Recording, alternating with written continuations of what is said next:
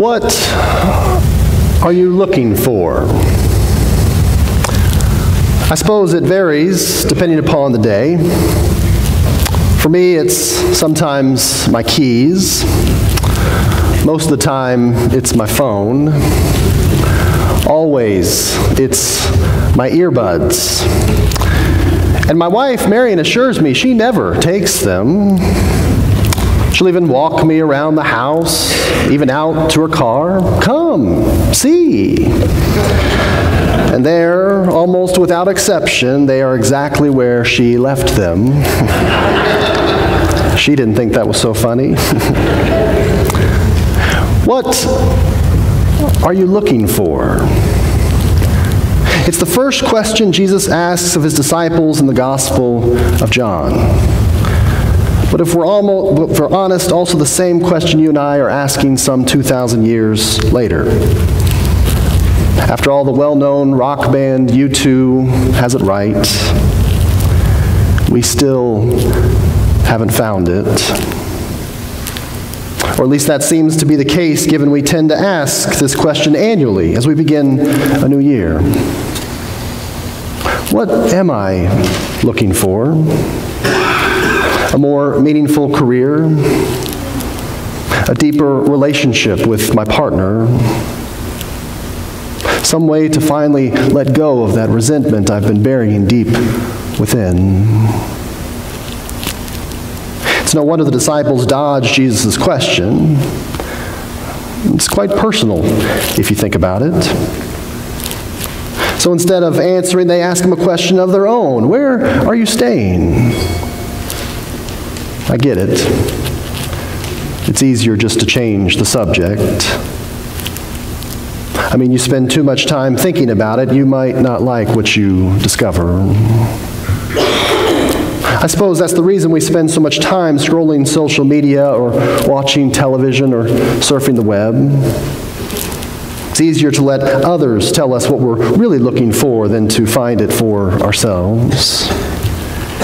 You know, like that new blouse that comes through your email from your favorite boutique that'll just make you feel better about yourself. Or that political argument your news media outlet inspires you to dive into with everyone you know. Or that television show you binge because folks have told you it will change your life. I can remember being out to dinner with my family not long ago and looking over at the table next to us to another family of 4, all sitting around the table, and as they waited for their food, all of them looking at their phones. I heard one girl ask her sister sitting next to her, what are you searching for? To which the sister replied, I don't know, anything but this. Which I think Jesus gets. After all, he doesn't allow the disciples off the hook. Yes, his answer is in response to their question, but I think it's something more. Come and see. In fact, it's not so much an answer as it is an invitation. When they ask him where he's staying, he doesn't mention a friend's house or a town nearby. In fact, he doesn't give any indication about where he's going or staying. No, it's almost as if they can't understand it unless they come and experience it. And there's a difference, isn't there? Having grown up in a small town and living in one before moving here to Atlanta, I understand it all too well. You tend to know everything there is to know about everyone in your community, for better or for worse. Where they live, what they do for a living, what kind of education they received. But what's interesting is how those realities get amplified based on perceptions and not necessarily reality. In other words, most of the time, people don't come and see. Rather, they see what they want to see. A doctor in the family isn't just a doctor, but a brilliant surgeon. A teacher's aide isn't just a teacher's aide, but a tenured professor.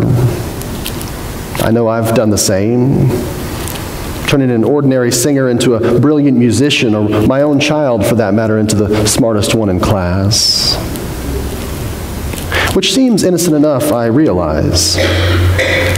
Until, that is, we turn one another into something we're fundamentally not. Like Lillian Daniel asks, when a labor union organizer is introduced as the head of a corporation's labor relations department, hasn't he switched sides? Or when someone becomes the perfect mother, does she lose the right to tear her hair out when her child throws spaghetti all over the wall? One of my favorite television shows is the sci-fi thriller on Netflix called Stranger Things. I was listening to a Fresh Air interview the other day of David Harbour, the adult actor who plays Chief Hopper in the series. During the interview, he was asked about the child actors with whom he's working and who are literally growing up on the show. He said, I worry about them. They don't have the luxury like I did to make mistakes early on in life that are not noticed by the world, learn from them, and then evolve as a result. No, the world's going to define these kids based on the mistakes they will inevitably make in the spotlight as they grow up. And that's not fair. We should be given the grace to make mistakes so that we can discover who we are and what we're looking for, rather than be defined by those mistakes for the rest of our lives. Which I think is the reason not only Jesus, but John throughout this passage emphasizes looking, seeing, searching, and finding. I saw the Spirit, John the Baptist says, after a dove descends on the newly baptized Jesus. And again, I myself have seen and have testified. Look, here's the Lamb of God, the baptizer tells his disciples the next day. Even Jesus turns and sees those same disciples before he extends to them the invitation to come and to see. Later, Andrew tells his brother Simon that he's found the Messiah, and the passage ends with Jesus looking at Simon before renaming him. Searching, seeking, looking. They are all a fundamental part of living our faith. It's just that we're never going to find anything, or at least anything of real meaning, if we're practicing from a distance. In other words, it's not enough to observe from afar, or assume at a glance, or examine at a safe distance. No, we have to come and see, and listen, and verify, and show up, and dig deep. Get up close. And yes, even get personal. I remember several years ago talking with a colleague when he asked what I thought was a strange question at the time. He said, "So how do you approach your ministry? Are you more wholesale or retail?" I said, "I don't understand the question. What do you mean?" He responded, "Well, do you approach your ministry from more of a bird's eye view or more up close and personal?" I responded, I didn't know there was a way of living one's faith that didn't include not being and getting personal. I suppose it's because of my New Testament professor in divinity school. Some of you know her, Dr. Amy Jill Levine. If you do, I suspect it's because you've read one of her books, but also because AJ is one of the few, if not the only, Jewish New Testament scholars in all of academia. I can remember on the first day of class, she brought in her son, wearing his yarmulke and fringes.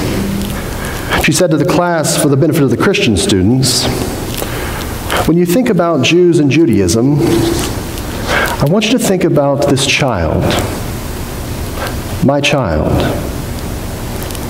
Say nothing that will hurt him, and say nothing that will cause a member of your congregation to hurt him. Don't use Judaism as a foil. Don't bear false witness against it. And most importantly, don't make the gospel of love into a message of hate. Make it personal."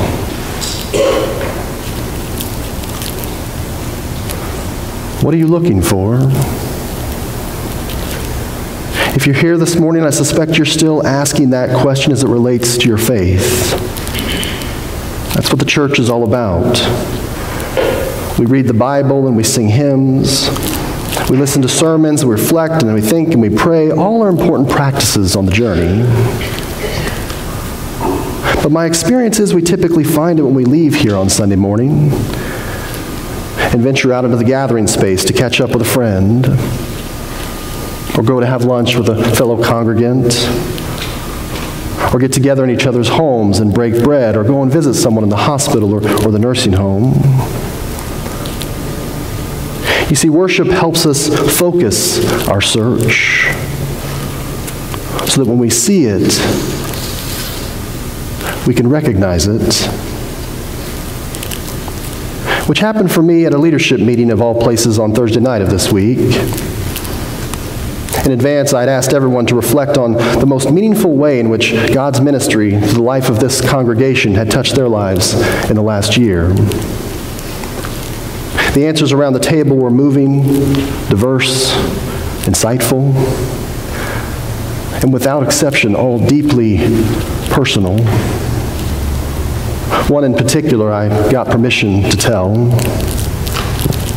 As you know, Bruce Lady, one of our congregants, had a spinal stroke a few weeks before Christmas this year.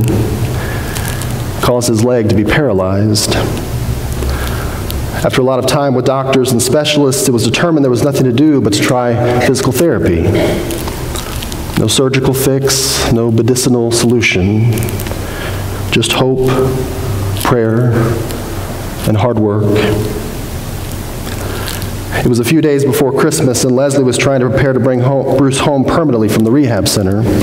She was told by PT that Bruce, when he came home, would need to put up a handrail in the garage in order for him to be able to get in and out of the house. In that moment, it was the last straw. Up to their ears in uncertainty about whether or not Bruce would walk again. Overwhelmed by all the doctor's appointments and hospital visits, and at Christmas time, nonetheless, when fewer options were available to put up a handrail, she wasn't sure what they would do, where they would turn. And then the doorbell rang. Leslie answered it. And there stood Jay Donnelly and Joel Blackburn with a handrail and some tools and a smile. Bruce is now all but healed, using not much more than a cane. But in that moment, Bruce and Leslie found what they were looking for, because two people of faith named Jay and Joel accepted the invitation to come and to see, which I realize is easier said than done, especially these days. There's just not enough time. We're all overcommitted. Quite frankly, it's just easier, simpler, to hold one another at arm's length, to not be vulnerable enough to get personal. We prefer wholesale to retail. It costs us less. And yet, not just in this passage, but over and over again throughout the Gospels, Jesus didn't see a blind man who sinned, but a man named Bartimaeus through whom God was going to be revealed. He didn't see a tax collector and sinner named Zacchaeus, but a friend with whom he could share a meal in his home. He didn't see a hopeless poor widow put a mite into the treasury, but someone from whom the religious leaders could learn about what it is to really be a person of faith. One healing, one meal, one act of kindness, one person at a time. It's no wonder that Dr. King, whose legacy we'll honor again tomorrow, and whose ministry was based on Jesus' teaching, said this: people fail to get along because they fear each other. They fear each other because they don't know each other. They don't know each other because they've never communicated with each other. So if you're still looking for, say, a New Year's resolution this year, or maybe you've already broken the ones you've made and are looking for something new, Instead of keeping someone at arm's length because they voted for a particular political candidate, then take them to lunch, get to know them beyond just an election day. Instead of making assumptions about someone of a particular race or orientation or religion, go get coffee, see what's beyond the surface. Instead of treating someone based on the gossip you hear, treat everyone knowing there are always two sides to every story. What are you looking for? I suppose it's different for everyone. But if it's the divine, Jesus says your best bet is to simply come and see.